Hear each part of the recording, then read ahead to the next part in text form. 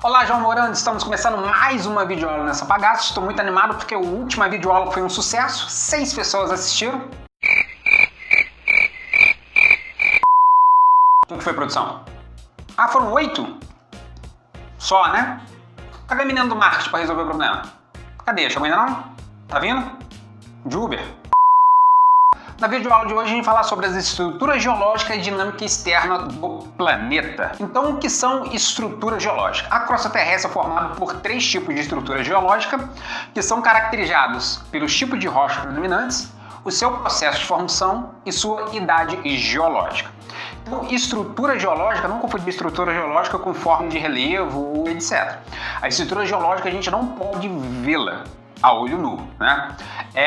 O que diferencia é a sua composição a partir das suas rochas predominantes, como foi seu processo de formação e sua idade geológica. Independente do local no planeta, ele vai ser abarcado ali por uma das 3 tipos de estrutura geológica: as faixas orogênicas, as bacias sedimentares e os escudos cristalinos. Vamos começar falando das faixas orogênicas. Por conta da pressão de uma placa sobre a outra, a crosta dobra-se e falha num processo lento e contínuo, chamado orogênese, dando origem a diversas e diferentes cadeias de montanhas. A gente viu os movimentos epirogenéticos e os movimentos orogenéticos na aula passada, você lembra? Não! Com isso, todas as grandes cadeias de montanhas do planeta são formadas pelos movimentos orogenéticos, e nessas regiões tem as faixas orogênicas, geralmente em áreas de colisão de placas tectônicas.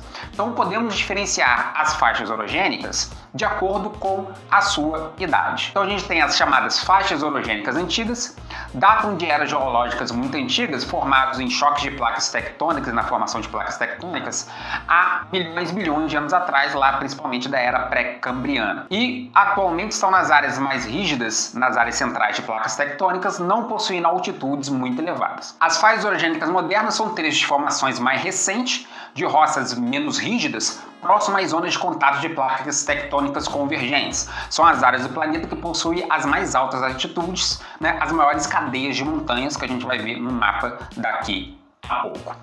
Temos também os chamados núcleos cratônicos ou escudos cristalinos.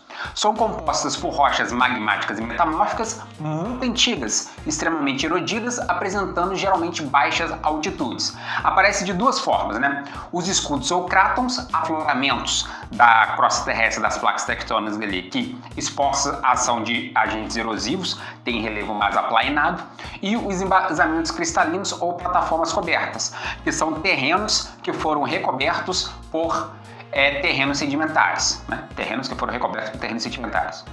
A epirogênese que ocorre nas áreas mais estáveis nos maciços antigos provocam fraturas nas rochas e seu erguimento e rebaixamento do terreno, levando à formação de escarpas. Lembra que a gente estudou na aula passada o movimento epirogenético, certo? Não sei. E, por último, temos as chamadas bacias sedimentares. São depressões, né? Geralmente entre as áreas cratônicas dos escudos cristalinos, que são preenchidas por sedimentos, produzidos e transportados pelos ventos e pelas águas ao longo do tempo dos escudos cristalinos, formando as rochas sedimentares. A gente vai ver erosão daqui a pouco, tá certo? Parece verídico, hein? É onde se encontram as grandes bacias hidrográficas, né? Os maiores rios do mundo são nessas regiões. Então aqui a gente tem um modelo, né? O escudo cristalino, geralmente de épocas arqueozoicas e proterozoicas, 4 bilhões, 2 milhões de anos. Geralmente as bacias sedimentares são de alguns milhões de anos atrás, né? Tem bacias sedimentares mais antigas até bacias sedimentares mais recentes na escala geológica. E temos os dobramentos modernos, que são geralmente da era cenozoica para cá, né? De alguns milhões de anos e alguns inclusive de alguns aí, milhões de anos aí, que eu não sei o tempo, porque o tempo é relativo, né? Abra o olho, porra! Temos aqui um mapa mostrando os escudos antigos, geralmente que é marcado aqui de cinza, né? Dá pra ver que parte do Brasil, algumas áreas da África, da Ásia, que é a América do Norte. Temos os escudos recobertos por sedimentos, mostrando aqui uma forma geral. Outras regiões sedimentares, cadê? Não tô conseguindo chegar aqui a porcaria da cor. Bem feito, bem feito, bem feito! Os dobramentos antigos de amarelo claro, no Brasil não temos dobramentos antigos, a gente tem aqui na América do Norte, na Ásia. E os dobramentos recentes que são de laranja, mostrando aí geralmente as cadeias montanhosas aí aparecendo para vocês neste mapa. Temos aqui um outro mapa mostrando de marrom as plataformas e escudos da época pré-cambriano. Acertou, miserável. Temos aqui também de laranja os dobramentos mais antigos, né? E de amarelo os dobramentos mais modernos. Além de marcado aqui, que eu não sei que merda é essa aqui que tá de branco, não sei, fóssil submarino tá marcado ali. Pô, que mapa complicado, hein? Ô, produção, você que colocou esse mapa aqui? Cadê aquele material que eu te passei pra você colocar direitinho naquela sequência que a gente combinou? Pra que a gente faz reunião de planejamento e roteirização, ô produção? Pra quê? Pra sair tudo errado depois? E este mapa aqui é um mapa aí bastante colorido.